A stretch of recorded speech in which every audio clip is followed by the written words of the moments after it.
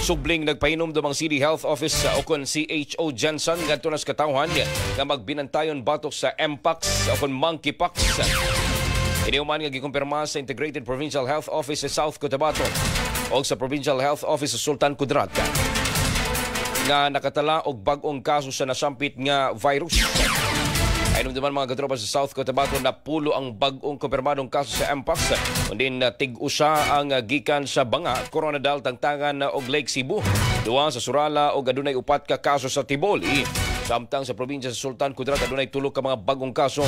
Usa ang gikan sa Bagong Bayan, samtang duwa ang gikan sa Tacurong City. Namamayag ni Dr. Carl Igrubay, ang Assistant Department Head sa CHO Jensen, padayon ng ilang monitoring batok sa mga maong infection apan wala pay natala dinhi sa Dakbayan. Una nagibot sa mga katropa sa opisyal nga kaniadto na kalabing bulan hindi pa ilom sa pagbansay ang pipila ka mga personay sa nasabit nga buhatan aron adunay kahanas kung galing man kaya makasulod sa Dakbayan ang nasambit nga matang sa balatian. Samtang kalabutan kung una ang kalaian mga katropa sa unsa ang kalaian sa hand, mouth and the foot disease o Mpox. Matod ni mga katropa nga susama lang matod pa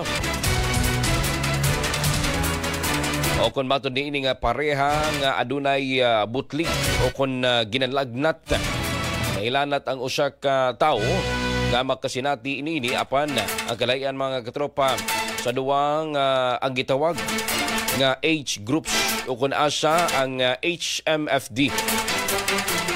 Ang kasagaran matod pang makitaan sa mga bata, samtang ang Mpox ang kasagaran nga makitaan sa mga hamtong. Dugang pa sa nasabi nga doktor nga ang butlig o kung bukol-bukol sa Mpox ang mas dako kung itandi sa HMFD nga Pino.